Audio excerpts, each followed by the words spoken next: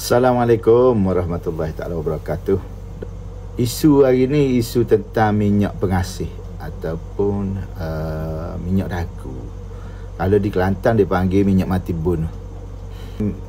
Cahaya pengasih ni tidak dinafikan, memang ada. Kalau biasanya cahaya pengasih orang guna salah satunya canuai. Canuai ni akar canuai. Akar canuai tu kalau biasanya dalam hutan. Diambil daripada tuk bating lah, dengan tuk bating orang asli diambil lah akar tu. Dia kena calik pada mangsa lah, ataupun orang yang kita berkenal tu, orang yang kita berkenal. Bagi kita orang Islam ni, insyaAllah kita tak perlulah guna canuai tu, sebab bagi saya kita rasa tak gentleman lah. Kalau nak tak perlu pakai canuai. Pergi berterus terang dengan wanita tu lah. Kalau lelaki beranikan diri, buatlah apa saja cara yang halal. Minyak pengasih salah satunya orang gunakan minyak pengasih ni. Pertama canuai, yang keduanya minyak dagu. Minyak dagu tu yang hardcore sikit lah. Kalau kena minyak dagu ni dia tergila, tak nampak apa dah. Apa Kelantan panggil minyak mati bunuh lah. Minyak mati bunuh ni dia ambil daripada sami. Sami biasanya diketik lah. Kalau sini hak kuat sana ditumpak, satu lagi di Bangkok sendiri. Saya ada tiga pengalaman. Pertama, sepupu saya sendiri kata dia berhalusinasi.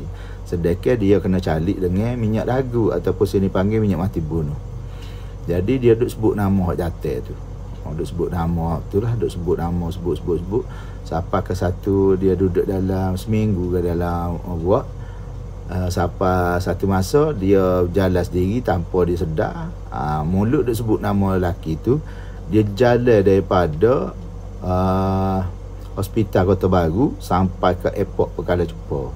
Lebih kurang dalam 20 kilo lah. Dia jalan kaki sampai bunuh. Minyak dagu ni diambil daripada mayat yang mati, anak sulung yang lahir pada hari Selasa dan meninggal pada hari Selasa. Dia ambil, dia gali-gali, dia ambil dan dia bakar dagu tu. Dia bakar dagu tu, minyak daripada dagu ni lemak. Lemak, jadi dia ambil situ. Dia jadi sebagai roh yang dipaksa untuk melakukan sesuatu kerja, minyak dagu ni. Yang kedua ialah dia boleh buat huru-hara keadaan diri seseorang, huru-hara kepada diri seseorang dengan dicalik minyak dagu. Biasanya minyak dagu ni dalam botol kecil tu, macam minyak botol atar tu, satu harga tak ada lah mahal, ada 200, ada 400, ada 1000. Tengok power. Bila dicalik tu dia akan jadi gila atau teriak ingat, ataupun satu lagi tunduk betul-betul tunduk macam sujud kaki gitu. Minyak dagu ni minta apa saja, saya nak duit 200,000, kita bagi habis duit. Tu kes yang kedua ialah menggunakan minyak dagu ni sebagai pemusnah perniagaan yang berlaku pada anak kawan bapa saya sendiri di Kota Baru tu. Jadi dia buat insurans lah, sampai boleh buka agensi. Jadi agensi dia pun tak menang anugerah ni.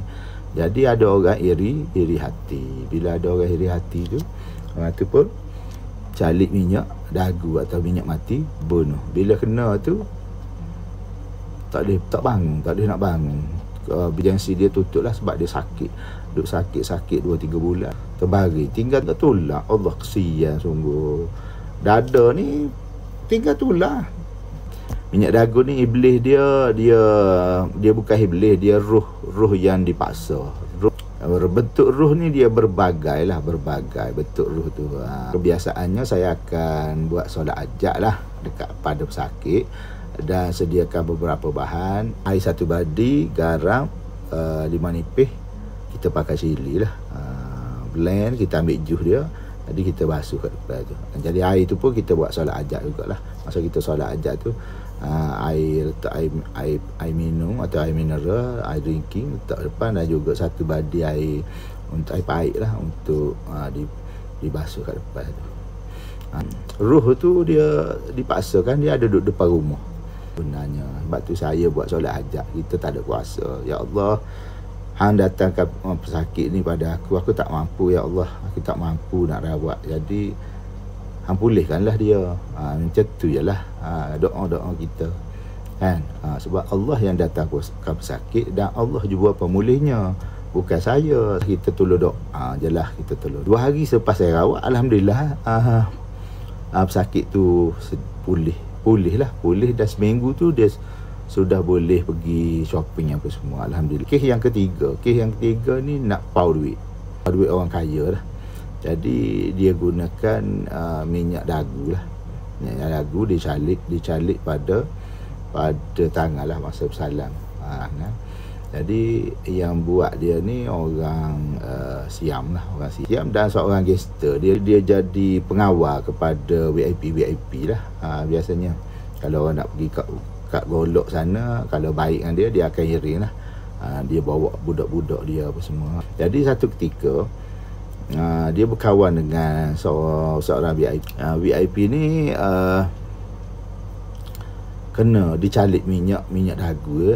Bila dia calik tu, duit beratus ribu habis, juta lebih pun tak tahulah. Sebab sekali pergi kalau duduk hotel, family VIP tu dah anak dia, isteri dia 4-5 anak dalam 6 orang. Itu family VIP kan.